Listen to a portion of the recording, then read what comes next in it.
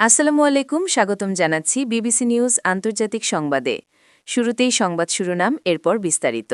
মধ্যপ্রাচ্যে মার্কিন ও ইসরায়েলি ব্যাংকে হামলার হুমকি ইরানের। ট্রু প্রমিস 4 এর তাণ্ডব, খোররামসহ ক্ষেপণাস্ত্রে কাঁপল দুশমন ঘাঁটি। ইরাকি প্রতিরোধ বাহিনীর হামলা, 12 দিনে 13 আমেরিকান নিহত। মার্কিন কূটনৈতিক দফতরে ড্রোন হামলায় ইরানের প্রতীকী জয়। দর্শক, এতক্ষণ শুনছিলেন সংবাদ শিরোনাম। এখন বিস্তারিত। আপনি যদি ইসরায়েলের ধ্বংস চান এবং মুসলিমদের পাশে থাকেন, তাহলে ভিডিওতে লাইক করে চ্যানেলটি অবশ্যই সাবস্ক্রাইব করে দিবেন এবং আপনার মূল্যবান মতামত অবশ্যই কমেন্টে লিখে জানিয়ে দিবেন। এখন বিস্তারিত। মধ্যপ্রাচ্যে মার্কিন ও ইসরায়েলি ব্যাংকে হামলার হুমকি ইরানের। ইরানে ব্যাংক লক্ষ্য করে হামলার জবাবে মধ্যপ্রাচ্যে মার্কিন ও ইসরায়েলি ব্যাংকগুলোকে টার্গেট করার হুমকি দিয়েছে তেহরান। ইরানের সামরিক মুখপাত্র সতর্ক করে বলেছেন, এসব ব্যাংকের আশেপাশে না থাকার জন্য স্থানীয়দের সতর্ক থাকতে হবে।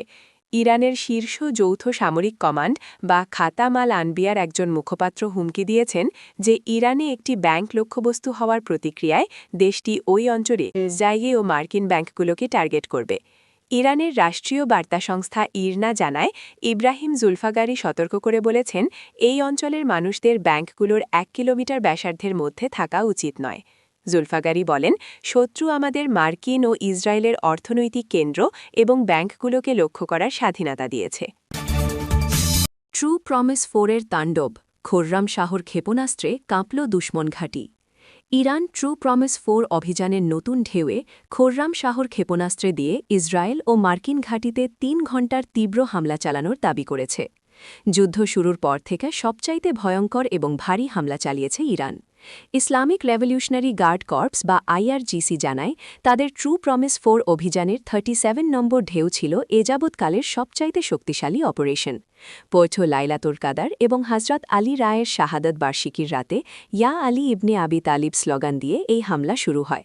টানা 3 ঘণ্টারও বেশি সময় ধরে চলে এই ক্ষেপণাস্ত্র বৃষ্টি। এবার আর জেসে মিসাইল নয়, বরং সবচাইতে ভারী খোররাম শাহর ক্ষেপণাস্ত্রে দিয়ে মার্কিন আর ইহুদিবাদী ঘাঁটিগুলোতে একের পর এক আঘাত হানা হয়েছে। ইরাকি প্রতিরোধ বাহিনীর হামলা, 12 দিনে 13 আমেরিকান নিহত। ইরানের বিরুদ্ধে ইসরায়েল এবং যুক্তরাষ্ট্রের আগ্রাসী যুদ্ধ শুরু হওয়ার পর থেকে তারা এখন পর্যন্ত মোট 291টি অভিযান চালিয়েছে এবং তাতে কমপক্ষে 13 আমেরিকান নিহত হয়েছে। ইরাকের ইসলামিক রেজিস্ট্যান্স বা প্রতিরোধ বাহিনী জানিয়েছে, ইরানের বিরুদ্ধে ইহুদিবাদী ইসরায়েল এবং যুক্তরাষ্ট্রের আগ্রাসী যুদ্ধ শুরু হওয়ার পর থেকে তারা এখন পর্যন্ত মোট 291টি অভিযান চালিয়েছে।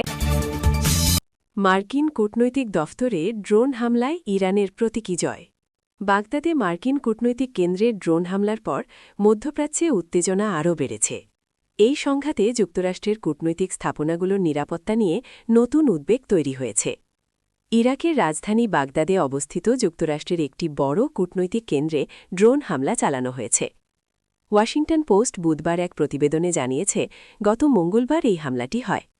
ধারণা করা হচ্ছে, ইরান ও ইসরায়েলে শুরু করা যুদ্ধের পাল্টা জবাব হিসেবে তেহরানপন্থী মিলিশিয়া গোষ্ঠীগুলো এই কাণ্ড ঘটিয়েছে। ইরাকি প্রতিরোধ বাহিনীর পক্ষ থেকেও দাবি করা হয়েছে, গত 12 দিনে তারা 291টি অপারেশন চালিয়েছে এবং তাতে 13 জন আমেরিকান প্রাণ হারিয়েছে।